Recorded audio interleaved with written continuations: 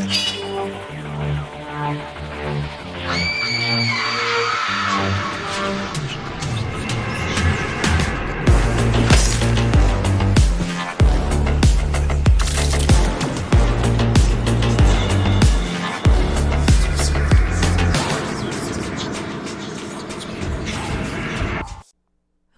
hi, what's up? Welcome to another episode of Fright Mic, or if you're new here, welcome. I'm Sam. I'm Liz. And we are bringing you a brand new theme. We are wrapping up the end of the year, which is so crazy. It is crazy. Our last theme of 2023.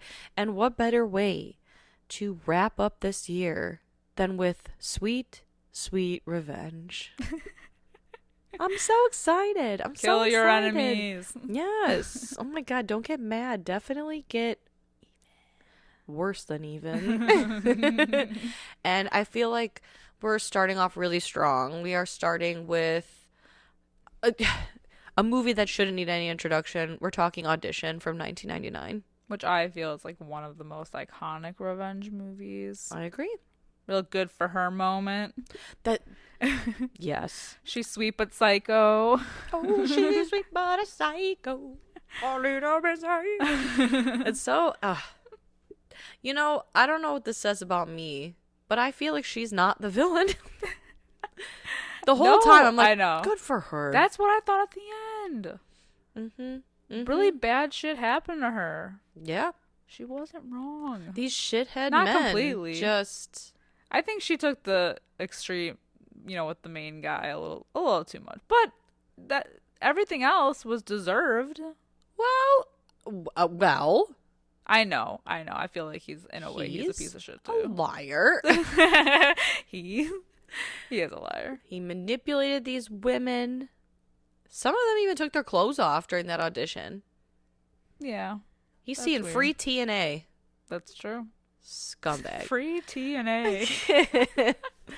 If I did that, would that be, I mean, that wouldn't be great. If I was like, waggle your wieners at me.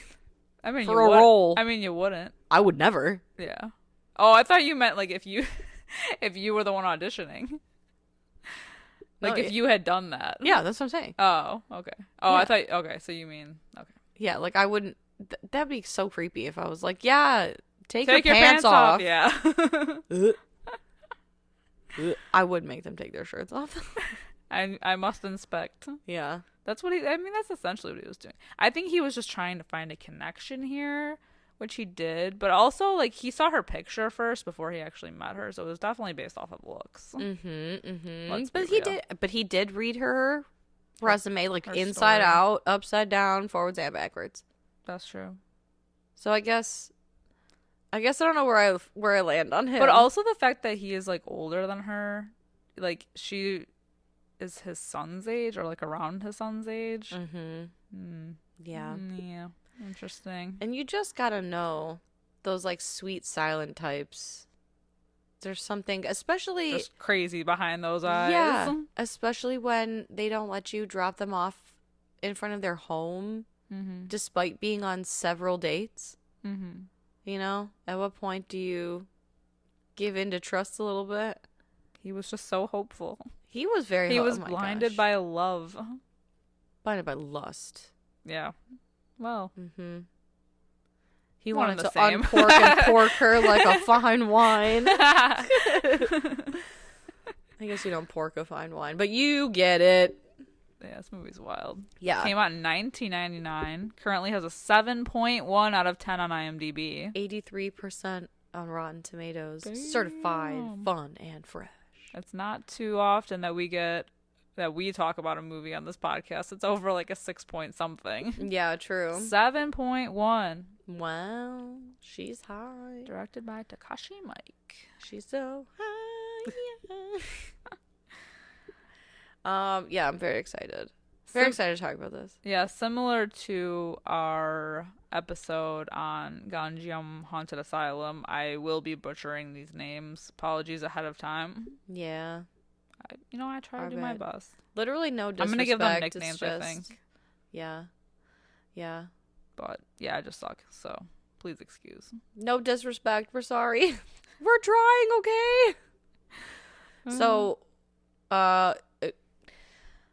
feel like I don't need to say anything at this point if you're a longtime listener, but we are going to spoil this movie, so just be prepared. Yeah, it's a good thing. And we start in the past.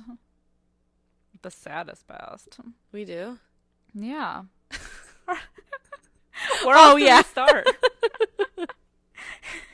We don't know where we start. No, I thought you were talking about with Asami. I was like, no. We do? No, yeah. With our main character. Yeah, his wife dies. Our main guy, Shigeharu. Mm-hmm. That's right. That's what I said. Good. Yep, that's what I said. And we see his wife die. Yeah. And his poor son, who is just like a little tyke, loses his mom. And it's very sad. What a way to open the movie. Yeah, and so then this is like 7 years prior. So 7 years have passed, and so now his son is grown now, and I love their like little relationship. I think they're so cute. Well, especially because his son. So we have Shigeharu is the dad, and then Shigehiko is the son. Again, sorry about that. But I just like that he's like, Dad, you're so sad and lonely. You should stop being so sad and lonely. Get laid. Get a girlfriend. Get married. Yeah, but that's the thing. He says, I think you should get married again. I think we're going to skip the whole dating part. Just, get married. Not like meet someone. He literally was just like, yeah, you should get married again. Yeah. You suck at this single thing. The rest doesn't matter. No. Just pick a hot person and marry them. Yeah. Easy enough. Which, maybe happening soon. Yeah. Thanks to his coworker. Yeah. He tells Yoshikawa. him. Yeah. He tells him about this plan. They're at a bar. And he's like, Ram, my son really wants me to get married. That seems kind of hard, right? Because, like, I want her to be good at stuff, too. Like, he wants her to be cultured and, good at things. Yeah, he's got a laundry list of expectations. Demands. Yeah, demands out of this woman. And he's like, if only it were as easy as holding an audition. And the guy's like, I can do that. We can definitely do that for you. What do they do for a living? So I get what the friend does, but what does he do for a living? I couldn't figure it out. I don't know. It's none of my business. He has an office. It ain't none of my business. I know he's got an office, and he does office things. Yep. And what does anybody in an office really do? I don't think anyone knows what they do in an office. They play around with numbers. They play Minesweeper. I don't even know what I do. Yeah. What do you do here? Yeah, they play around with numbers. Yeah, they play Minesweeper. I'd be in Microsoft like Paint. Yeah. I can't, boss. I'm so sorry. I can't make that 1 o'clock meeting. I am very busy. I'm playing solitaire. I'm almost got it, baby. Free cell. Because in this world, we're all working on Windows 95 computers. Oh, hell yeah. When there's like 5 games. Pinball 3D. That's why I always love when people talk about the ski game. Yeah. I love the ski game. It always used to give me a heart attack when the Yeti would come out and eat you. You know what game I always liked on the computer? I don't think you could win that game. I've never seen anyone win. I've never won. I wonder if there's a YouTube video of somebody winning. I'm going to look that up when we're done recording. Absolutely. You know what I always liked? Elf bowling. You remember that? Mm-mm. You could, I think on it was Windows like 95? Yeah. You could, I think you could, it was like a website or something. But it was basically bowling. You were Santa. The pins were elves. They would go, elf, baby. And then they would like moon you. And they like pick their nose. Oh, that's rude. Yeah. And then like the cursor would go back and forth and you had to hit it like at the sweet spot, So you're always aiming for like that second arrow from the front. Mm-hmm. You gotta get the that curve. You gotta get the curve. Exactly. That's how I do Wii bowling. Oh, 100%. It's the only way. Girl, I am a champion at Wii bowling. Same. I am so now so I kind of want close to like. to a 300. I want to go. Yeah. Let's go. Because I'm also really good at Wii bowling. Not any of the other sports, just Wii bowling. Oh my god, yeah, Wii tennis. Get fucked. That was hard. Not. Yeah. I was good at Mario tennis though. Mario tennis. I don't know if I've ever played Mario tennis. Yeah. Yeah, Wii bowling though. We should have a bowl off. We should. A bowlerama. And then we could cover slime. What was it? Sorority babes in the slime ball bowlerama. Yes. while we play Wii Bowling. It'll be an interactive experience. Absolutely. You're all invited. Join us. This is incredible. What I an like incredible idea. I know. And it always Completely comes out organic. of sleep deprivation and all. Exactly. I love it. Yeah. But back to audition. Yeah, so his friend has the hookup. He's like, I can make this happen.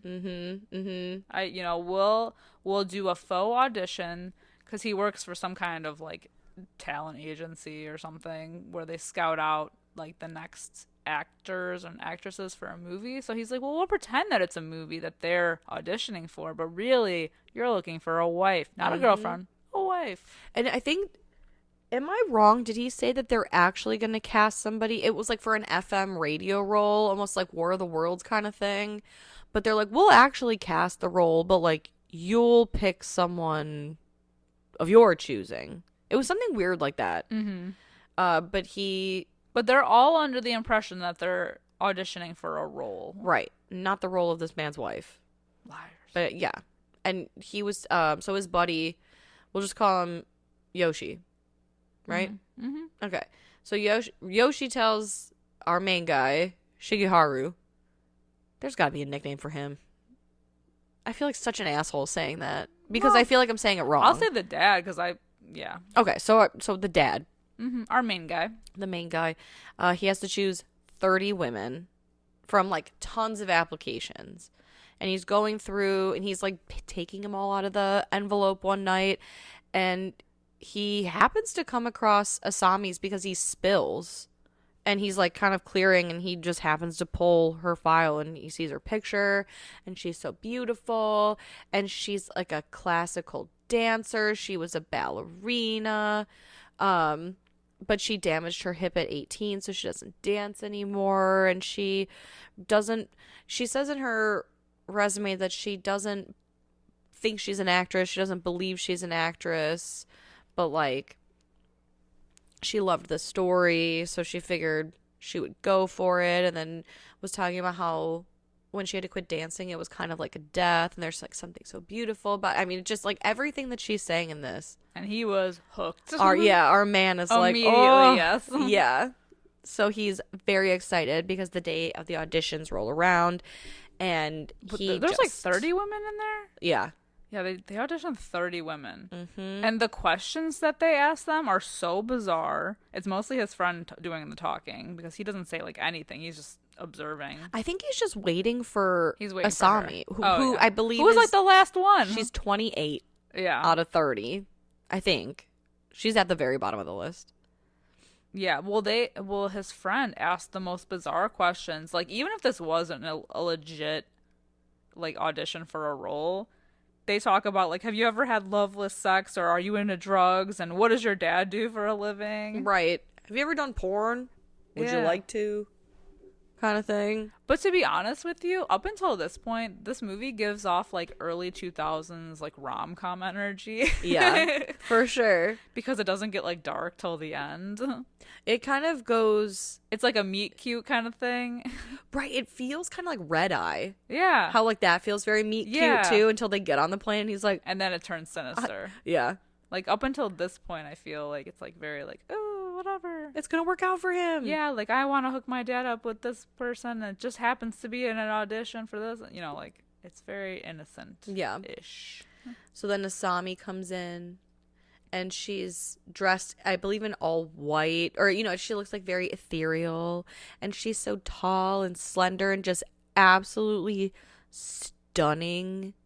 And she's the only one that Shigeharu asks any questions about, and he's like, I read your resume.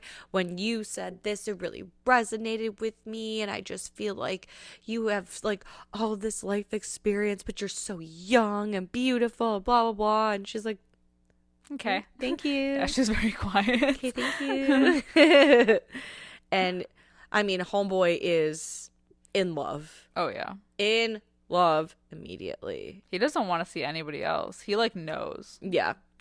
He knows immediately that she's the one. Mm-hmm. And I think it's very interesting. So like during the interview, the interview process, she says that she works part-time, that she's under the care of this guy who checks on her, and he works at like a record store, something like that, right? Or he's a record producer. A record producer. That's right. So it's and she works at a tea house, right? Mm-hmm.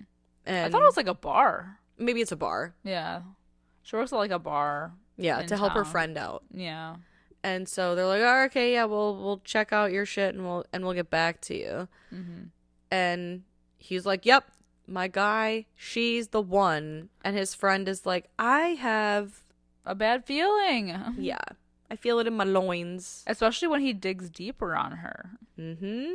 Mm-hmm. And things are not what they seem. Nope.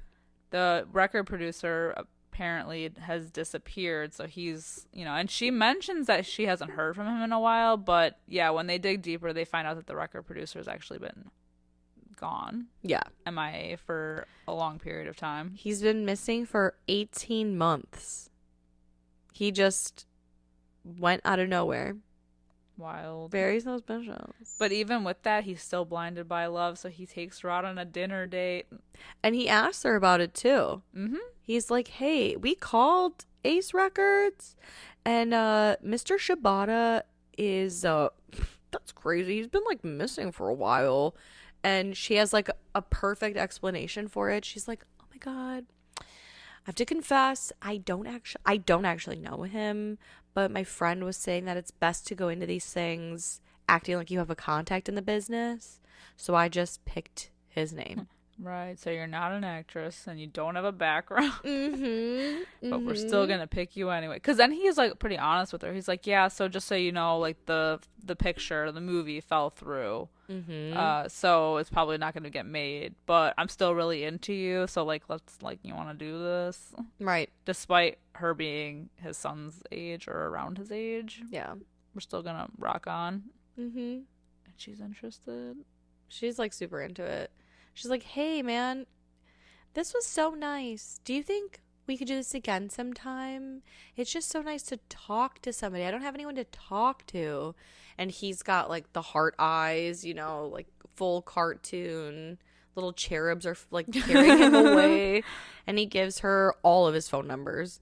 He's like, here's my work phone number. Here's my personal phone number. Here's my beeper. Yeah, exactly. Here's my private phone number to the phone that I have in the bathroom. Like, here's my AIM screen name. Find me on MySpace. Right. And it shows her in her apartment that has... So, like, first of all, I should say, she's not... Like, she doesn't let him go to her place at all. She's like, well... Drop me off down the street. This is me. Yeah, just leave me here. But in her apartment, there's like almost nothing there, except a sack on the floor, like a large sack, and a phone. And that sack, it eventually moves. It does. It's That's a good weird. jump scare. That's if you don't weird. know it's coming. Mm-hmm. I just love the positioning of it too, because she's like sitting there on the floor, like clearly like out of it. And there's like a phone like right in front of her or near her, and then you see this like sack in the background, and you're like, okay, whatever. And then like it's just such a quiet scene until it's suddenly like the phone blares and the sack moves, and it's like, whoa, what the fuck? Yeah, it goes like full tumbling across the floor. Like you're not expecting it because she's like this sweet little thing, you know. But even the way that she's just sitting, like she's sitting basically like on her knees, by the phone with her neck just hung down. And like depending on how long she's been sitting there, like it looks like so much stress and tension on her neck and her spine. Like it almost looks painful, and God only knows how long she's been sitting there until finally, like you said, the phone rings, and it's our main guy. Yeah. Excuse me. Calling, and he's like, yeah, I want to take you out again. And she's just so excited. She even tells him, she's like, I've been waiting for you to call. And he doesn't know that she's literally been sitting there. Oh yeah. Waiting. And like it's strange too, because like in this movie I feel like you can't really tell how much time has passed, because like eventually like they do go out on a second date.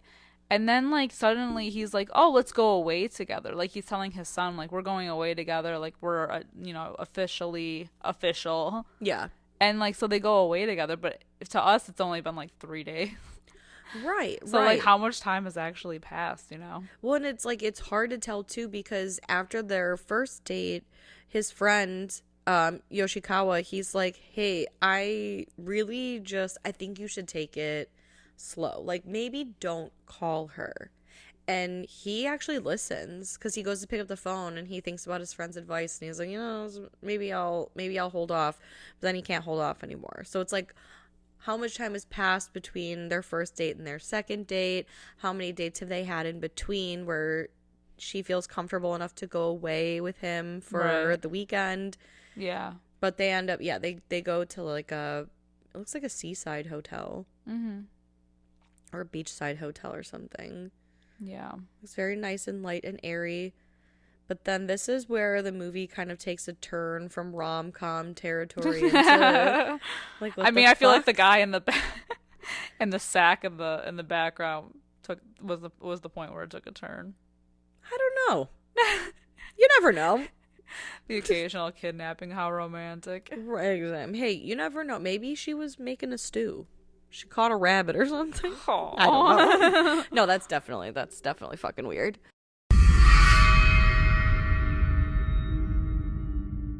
Hey creeps, looking for more frightfully good content? Head over to our Patreon at patreon.com/Fright Mic podcast to help support the show. We have current movie reviews, spooky cocktail recipes to match our theme of the month that you can enjoy if you're 21 and over. Or not, I'm not your parent. For legal reasons, I must say this. We play games, trivia, literal fright fights, and much, much more. If you head over to patreon.com/Fright Mic Podcast. Again, patreon.com/Fright Mic Podcast. You can find everything over there. And again, it is a great way to support the show. We greatly appreciate it. And we love you guys. Bye. Bye. No, that's definitely fucking weird. But they go away together and they're going to make dinner plans or they're going to go to dinner. And she like turns the light off and she starts stripping down naked and gets under the sheets. And she's telling him about how she's got these scars on her leg from an accident when she was little. And then she starts going kind of like psycho girlfriend and is like, yeah, I feel like a lot of people just don't, they love so many people, but I need you to love only me.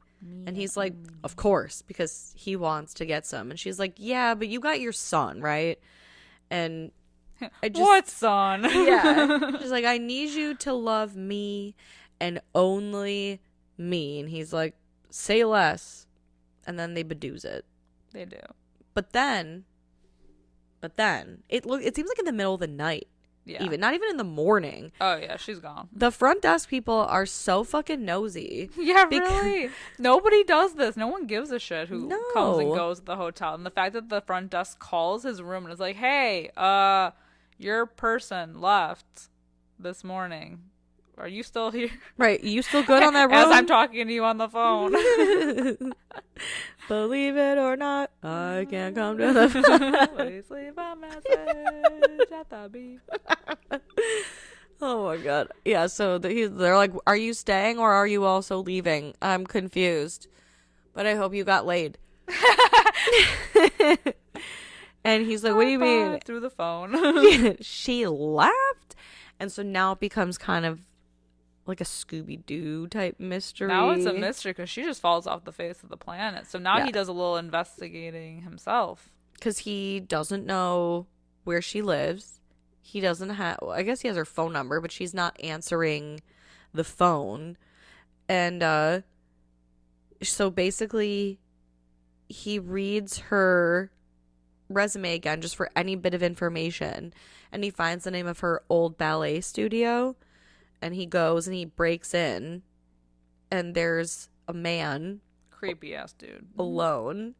Playing the piano in the corner of the boarded up ballet studio. And he's oh my god. Sorry guys. He's playing the piano and he's in a wheelchair, and when he wheels around, because he's like, hey, do you hello, eye broken. Do you know anything about a woman named Asami? And he stops playing, and when he wheels around, he's wearing lace up, like concrete feet boots. Yeah. Is that what you call them? Yeah, I think so. Feet boots. If they have a name, I don't know it. Yeah. And then like the bottom of them, it looks like there's like a tile on it or something, probably so he can stand. And he's like, "Did you look at her? Did you hear her voice? Mm-hmm. Did you get You're already gone, gone, man." Yeah. You're fucked." And the way he just laughs so violently. Yeah. It's so creepy because he's just like, it's this abandoned ballet studio, basically, and he's just like lurking in the corner on the piano. Mm-hmm. Weird. I don't know. Yeah. Yeah, so then he goes to visit the bar that she said she worked at, and when he goes there, he goes to find out that the bar has been closed for years because the owner was murdered. Yeah. Oh my god, what is it? I wrote it down too. It's been closed for a year. The owner was murdered. It was a woman in charge, the wife of a record producer, and she was found cut up. And when the police were gathering she was like mutilated, like not cut up, mutilated. And when the police were gathering her body parts, they found 3 extra fingers, an extra tongue, and an extra ear. Important. Importante. And then we're starting to kind of get flashbacks too, kind of intercut in these scenes. So there's a flashback at a point where it's like really creepy. It's the ballet guy in the wheelchair with the lace-up feet boots. He's burning the inside of Asami's legs, but she's a young girl in this. So she was basically flashback. like tortured. Yeah. By this man. Yuck. Who was, and it's her stepfather, correct? I believe so, yeah. Yeah. Because I think she even, one of the times they're at dinner, she mentions how her parents were divorced and then her mother had remarried this man and he was like awful to her. Yeah. Even her, who was it? Somebody, I wrote it down. Someone that she lived with, was like making her take cold baths in the winter and gave her bad like pneumonia. Like this girl was just abused. Right. And it was like really sad. She would hide in a room and just be like completely silent and still in the dark until she heard her mom come home. Like it's sad. Yeah. It's horrible. Yeah, there's like a few different flashback scenes in this where we get this information from. Yeah. Really, really sad. I know. Oh, I think that's coming. I found it. It's she tells Shigeharu how she grew up living with an uncle whose wife abused her and pushed her down the stairs and broke her shoulder and made her take cold baths in the winter to the point where she caught pneumonia. And it's just like this poor little girl. This poor thing. But back to everything else. Back to present day. He's trying to find her. Things are equally shitty. Yes. So after this, we get like a POV shot where we see Shigeharu's like housekeeper leaving, and she breaks. So like we assume it's Asami, right? Because she breaks into the house, goes into his office, and sees a photo of his dead wife, and she gets super pissed off about it because she's like, love me and only me. Right. But then there's this photo of your dead wife. So, like, obviously it's not all about me. That's so fucking rude. And so then we can gather from what's coming next that she, at this point, drugs Shigeharu's, like, alcohol because he comes home and has a drink. And while he's listening to a voicemail that his son leaves him, he gets like really weird and he passes out. And and then while he's passed out, this is where I get a little confused about like what's a flashback and what's like a dream. Yeah. Because they kind of blur into each other. Yeah, it's kind of cool how they do it because he's drugged and he's about to like faint on the floor, and it's like before he hits the floor is when we're getting flashes of him in this other like dream state where he's also in the same room as her with the sack. Yes. gross. Yeah, so he's like basically sitting there watching this whole thing go down, and it's like one of the more disturbing scenes in the movie where a man crawls out of the bag. And he's missing 3 fingers, a tongue, and an ear. Yeah. And so she's he in the also kitchen. has no legs. Yeah, like he's obviously been like tortured and everything, and she is in the kitchen behind him, and she's like throwing up into a bowl, and like she gives it to the guy on the floor, and he's like lapping it up. It's disgusting. It's so disgusting. It's honestly so fucking foul.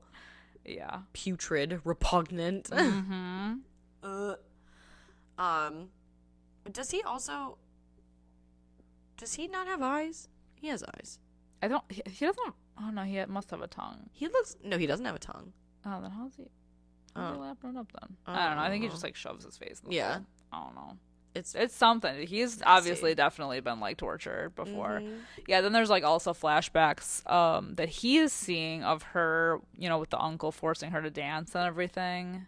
Yeah. So like just more based off of her like shitty history with this horrible person. Also, let's talk about that blowjob sequence where like Asami's like, let me give you a blowjob, and he's like, no. Oh, well, okay.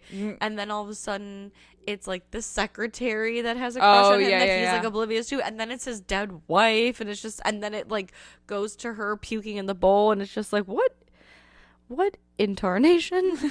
What incarnation is happening? What did she put in his booze? Yeah, exactly. And then after that, we see Asami coming up behind her ballet teacher / possibly like her uncle or whatever it is, stepdad, whoever it is. She comes up behind him with it looks like piano wire. Oh, yeah. I don't know if it's like a garrote, one of those things. Mm-hmm. But she saws his head off. But he's like laughing the whole time. Yeah. Now, did that happen? See, that's the thing. This is where it's blurred because I don't know. Because by the time this whole vision ends, he's hit the floor. So it's like, and then they have like the flashes back to when they were at dinner and like what she said in the beginning, where she made it sound like her life was a little bit better than what it actually was. Mm-hmm. Like what she actually said. It's kind of like a 500 Days of Summer thing, like the reality versus right, like what he thinks is happening because he's like so in love. Because she like says something about marrying him. Yeah, even though he never asked her. So I don't know, I guess that is still like to me up for debate because I don't even know what's real and what's not at this point. Yeah, I mean, if somebody knows and can explain what's happening, because I have always wondered about like that scene specifically with the piano teacher, if that's a flashback that we're getting or if that's just part of this crazy, like, did she actually do this while she was on the loose, Yeah, or is this a dream? I'd like to know. Right, because he did talk to that guy, and now he's dead. But like, when would he have died? You know what I mean? Unless she killed him after he talked to him, and she was just like on a rampage now. Something she's like following him or whatever. I don't know. I don't know either. But what I do know is that she kills his poor dog. Yeah, unfortunately, she does kill the dog. What did the dog ever do? I know. The dogs are always the ones to suffer. But then he does wake up, and he's paralyzed, but he can still feel pain.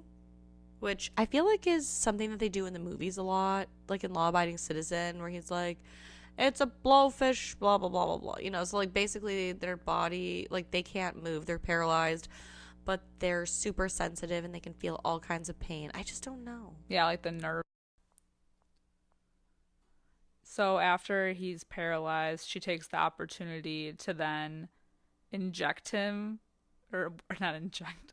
What would you call it? Like, poke him with these, I would say like insert these like needles into his skin. Are they acupuncture needles? They look like acupuncture needles. Yeah.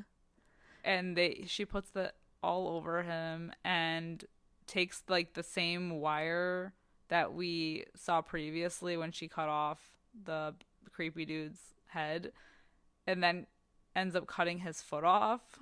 But she's so like calm about it. It's so weird. She looks, what's the like jubilated? I don't know. She's in ecstasy. cutting his like, and it's like really kind of fun. It's cute. Like she's in like a goofy mood. Yeah, it's just a silly goofy mood. It's so weird. But he's like, obviously, like for him it's like beyond, because not only is she putting like the needles like around his like it's like in his stomach and his like sternum, like his chest area, but then she sticks it like right underneath his eyeballs. Yeah, and she says, "That's the like thinnest skin. It's so sensitive." He's got needles under his eyeballs.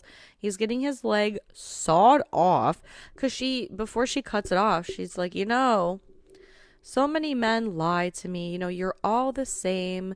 You promise to love me and only me. But not only do you have photos of your dead wife still around, but you got a dog? What's that about? And this son of yours, I mean, you love him probably. So that's a lot of people by my account, not just me. And Unhinged. Frankly, you're a liar. And so you have to be punished for that. And so after she saws off his left leg, she goes to start working on his right leg. But guess who shows up? The son. And she kind of like, is interrupted. And he's like, "Oh, hey man, who are you? And what are you doing?" Yeah, he walks into like a whole thing. Yeah. Because she's got a whole like apron. Almost like it's like American Mary style. Yeah, like a butcher. Mm-hmm. She looks great. With gloves. He doesn't know what the hell's happening. No. And she tries to like pocket sand him, and distract him. She's spraying at him. Yeah. And chasing him around the house. Yeah. And she tries to get him a couple times, but he's quick. Oh, yeah, he is quick. And he runs up the stairs and she runs after him and they kind of tussle. However, Shigehiko gets the drop on her and kicks her, and she goes cartoon style flying down the stairs. Ugh. And she lands and she breaks her neck.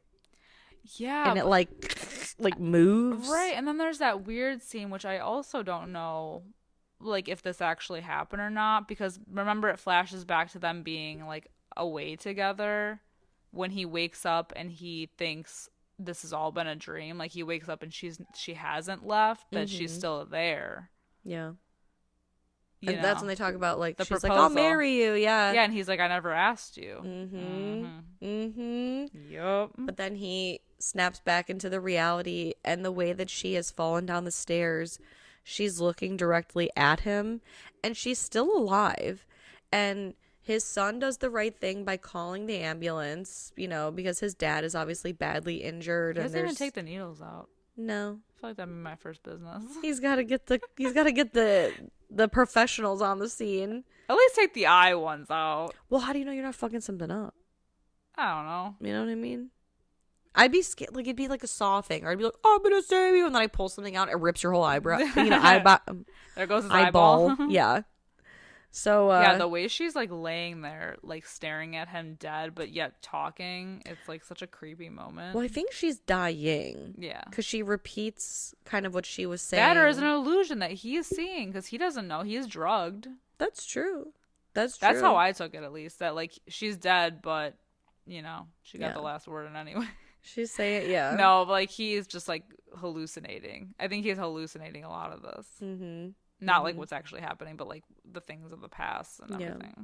And it's like so sad because she's laying there dying or dead, and he's laying there missing a leg and probably losing a lot of blood. Mm-hmm. And all the while we're getting kind of like the voiceover work of him kind of saying, I think it's something along the lines of, "I hope that you're able to see that life is beautiful even through all of this, like the pain and everything."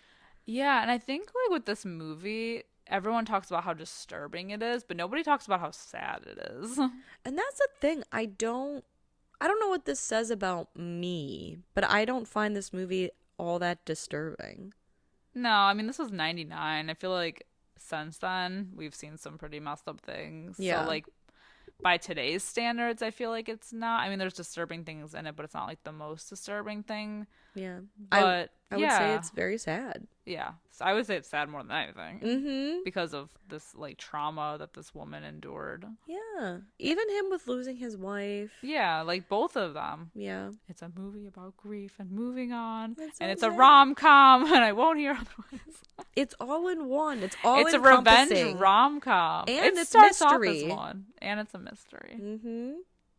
It's a procedural. Yes. Yeah, exactly. This movie's got it all. It has something for everyone, for the whole family to enjoy. Amen. Yeah. So what would you rate Audition? I will give it.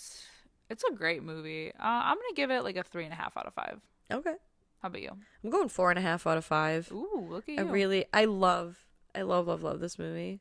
Nice. I know. It's one of those weird like comfort watches. I think just because of kind of how relaxing it is. That's what I was parts. saying. And I didn't know if I felt it was weird to say like that to you before we recorded. Then I was like, is it weird that like in the end scene I was like really calm feeling when she's like sticking needles in this poor dude? No, it's like ASMR. Yeah, it sounds like it's weird. Mm-hmm. It's oddly calming. Especially every time she goes, kitty, kitty, kitty, kitty. Yeah. Kitty. Like, I'm like, whoa, I'm feeling the fuzzies. Exactly. I'm starting to get that lazy eye. I'm like, like I'm falling asleep. Yes. But in a good way. Mm-hmm.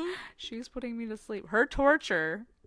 Yeah. So calming. It really is. It's so weird. If I had to go, I wish that would be the way. I guess that would be the the way. I don't want to go that way, but I don't want to go at all. Yeah. We won't. No. We just won't.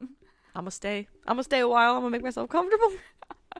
You know, that's the thing too. It's like I vacillate back and forth, like between I'm never gonna, I don't want to die. That sucks. That's scary. And like, then I go the opposite direction of like, I'm tired. Yeah. I'm tired.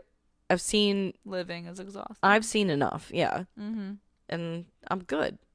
Oh, something else I wanted to mention, which I kind of like already touched on when we were talking about the phone scene, is like, I think the cinematography in this movie is so cool. With those, you'll have those like shots where you have like that something in the forefront, but then in the background, like that was a good one because you see like the bag is in the background, but we're focused on her sitting on the ground. And I think when they like went away, the same thing happened with like him in the background when she was standing, and then like before she undressed and everything. There were so many moments like that were so cool, and I love when that, you know, like that's like a part of it. Hell yeah. It's like a stylistic thing. It's so pretty. But it works so well with the bag scene because you don't expect that. Right, you don't expect it to be a person. Right. Yeah, and I think that's why that's like one of the most iconic jump scares to people, is because you don't expect that given the tone of the beginning. Totally. How do you know she's like a little bit of a psycho? Right. And Wild card. I feel like I'm also missing like she tells him in the beginning that this guy who's a record exec or producer or whatever is looking after her, and that she works at her friend's bar. Right. But then when he goes to check like her history, he calls Ace Records, and the guy's missing. Is that the guy in the bag? I'm assuming because so. Then I think that the friend's bar that she works at is the woman who then was mutilated because that was a bar. Yeah. So like he was hooking up with both of them. That's what I'm thinking. And so she killed her and him. Out of jealousy. Because that's what connects them, is the whole tongue and ear thing or whatever. Exactly. Good Yeah, for her. I'm assuming that's the record producer on the bag. And then obviously she killed the woman. Yeah. The bar owner and the uncle. Yeah. Well, from what I can gather, they all deserved it. Right? Everyone's shitty. Yeah. Everyone sucks here. Everyone is awful. But wrapping it up, that is all we're going to talk about here about Audition this week. Let us know what you guys think of this fantastic movie. This juicy revenge tale. Exactly. You guys know where to find us, and if not, we are on all forms of social media. If you can think of it, we're probably on it. I'm talking Facebook, Instagram, Twitter/X, whatever the fuck we're calling it, TikTok, Discord, Reddit. I mean, all of it. All of it. We're everywhere. And while we're at it, if you guys could be so kind, because kindness is free. Leave us a 5-star review wherever you can, a nice little comment, like our posts on social media, share us, whatever you think, just to help get our name out there to other freaky fans like yourself. But until next time, I'm Sam. I'm Liz. Rest in peace.